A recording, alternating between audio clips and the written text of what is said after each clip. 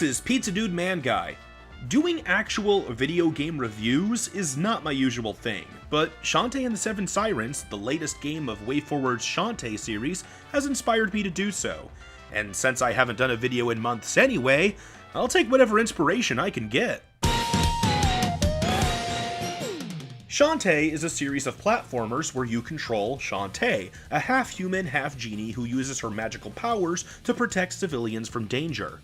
From there, the exact style of gameplay has varied from game to game. Early entries were Metroidvanias, with one fully connected explorable world. Later games adopted a sort of compromise where you use a map or hub to go to smaller individual explorable worlds, with Half-Genie Hero, the fourth game, being the most linear.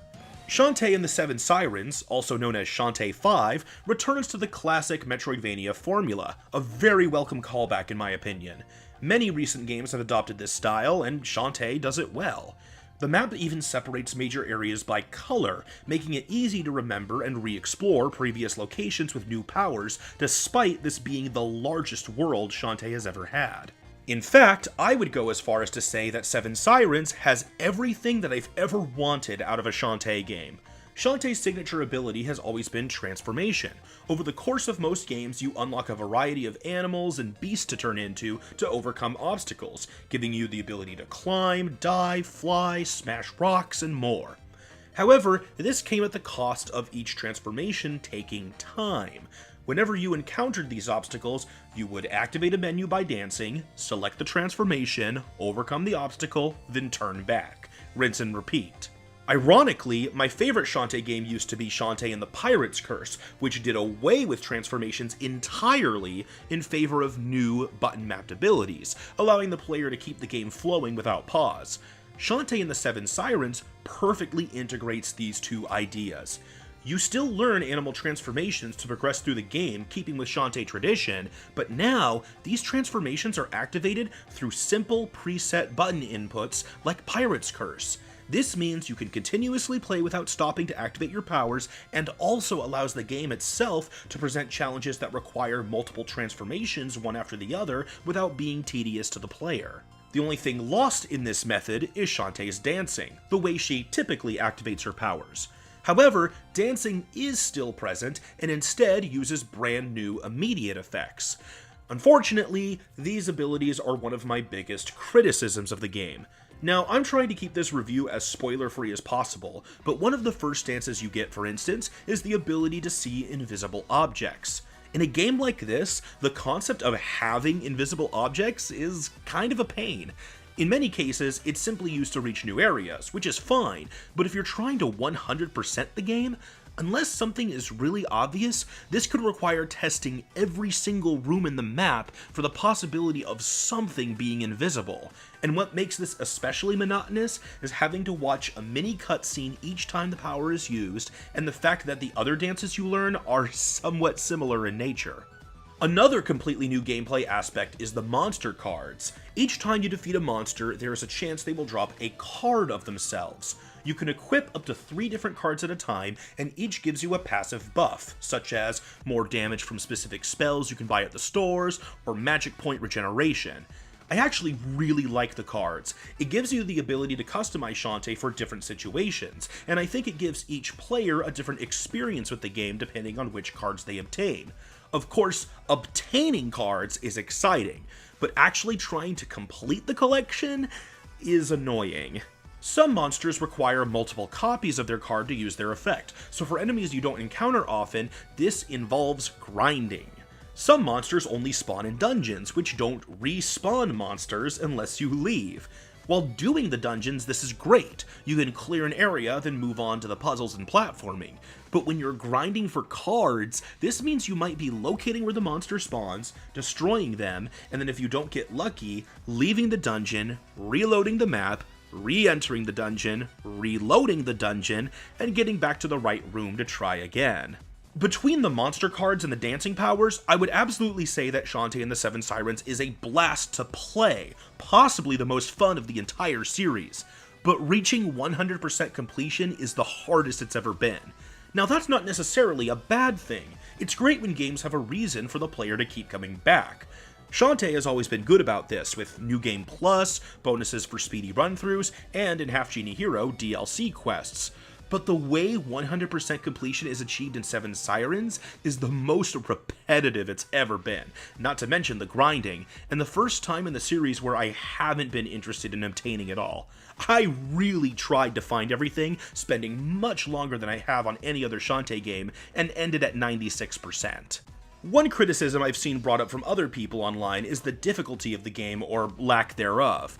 For myself, I thought the first two areas were very simple, both puzzle and platforming wise. It's not strange for the beginning of a game to be easier than later parts, but it did feel like it took longer for Seven Sirens to pick up in that department compared to other Shantae games. Then again, I think this one is generally longer than other Shantae games, so maybe it balances out. Even then, the one thing that might offset these challenges is money. As I mentioned, there are in-game stores where you can purchase spells, potions, and even permanent buffs, another Shantae staple. But with the amount of exploration in this game, I was constantly finding money. It didn't take me long to buy out every shop and overwhelm enemies with the strongest powers in the game. The final areas had enough monsters and puzzles that things were still interesting, but the middle of the game wound up being just as easy as the beginning because of how tough I was. You can also make money in this game when you gain access to the dance parlor, which, side note, is a feature I was so excited to see return. The dance parlor was the most fun minigame from the original Shantae, and I never understood why they didn't bring it back until now. Even though it's totally different in this game, it's still a fun distraction. So, yeah, maybe it's easy to get too strong too quickly, but it depends on how you're playing the game, if you're really taking time to explore, or if you're just rushing through. I think this is going to vary between each player. Besides solid gameplay, the thing that's always stood out to me about Shantae games is the writing. Shantae has a great cast of characters, and the dialogue between them is hilarious. Oftentimes, I'll make a joke about a situation in the game, only for the characters to make the same exact joke. The humor really resonates with me personally. If this is your first Shantae game, you might feel a little lost about the recurring characters and their quirks, since the series does keep a consistent narrative from game to game. However, they're still entertaining enough on their own that it doesn't take too long to pick up context. My favorite Shantae character is Roddytops, a friend of Shantae who is a zombie. In the Shantae universe, zombies are, and always have been, a socially accepted race of people, like how other fantasy worlds might have elves or dwarves. This is a unique element of the Shantae world I have always appreciated. Seven Sirens also introduces the other half-genies, a new group of main characters that are perfect for anyone just getting started. My only gripe with characters in this game is there are a couple that would have made great bosses. Don't get me wrong, most of the boss battles in this game are fantastic. No matter how powerful you are, there's usually some aspect of puzzle solving, so each fight feels like a distinct challenge. However, what's missing from the older games is the banter between Shantae and the boss. Instead, we get these short cutscenes, which I think look fine, but don't really add much story-wise. Without spoilers, there are definitely sections with phoned-in battles, and villains with a dialogue and connection to Shantae that remind me of the more playful villains from previous entries, so it just feels like some missed opportunities. Going back to the cutscenes, why don't we talk about the visuals? Shantae has always had a vibrant, colorful world that's pleasing to look at, coupled with good 2D animation and some fun, expressive character portraits. Honestly, I think Shantae and the Seven Sirens nails these. Half-Genie Hero took Shantae out of the pixely look for something a bit more stylish, and Seven Sirens really builds on this aesthetic as the next step up. Animations are really nice and clean. I also preferred the character portraits of Pirate's Curse over Half-Genie Hero. It's hard to explain why. Something about the shading and the characters' expressions was just adorable, and I get the same vibes from Shantae and the Seven Sirens. With any Shantae game, I see comments online about, let's say, the possible hypersexualization of its characters. Innocent or not, you can't deny that Shantae games put characters in questionable outfits, even if they poke fun at it, and the game completion screens sometimes just straight up give you the character in a swimsuit.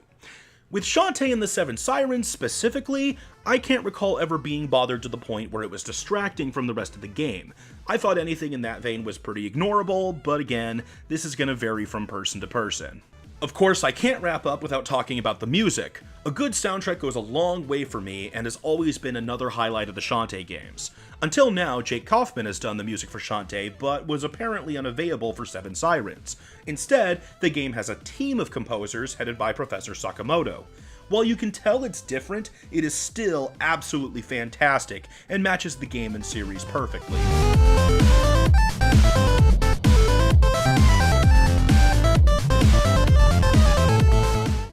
All in all, Shantae and the Seven Sirens is a great game, especially if you're already a Shantae fan. It brings back all of my favorite elements of the previous games: the fully connected Metroidvania map, good puzzles, quick and easy to use powers like Pirate's Curse, the dance parlor, a good cast, witty dialogue, and awesome music, along with some cool new concepts like the monster card customization. I would easily call it my favorite Shantae game if it weren't for the luck-based portions of 100% completion. Even so, with the sheer size of this game, I'm still back and forth torn between Seven Sirens and Pirate's Curse, and I'm talking about a series where I have thoroughly enjoyed every game. Shantae and the Seven Sirens continues to show the growth and value of the Shantae video game series, and Matt Bozon and the team at WayForward should be very proud of this game. Thank you for watching. Let me know what you think of this review, Shantae and the Seven Sirens, or anything about the Shantae series in the comments below. See you next time for the next video.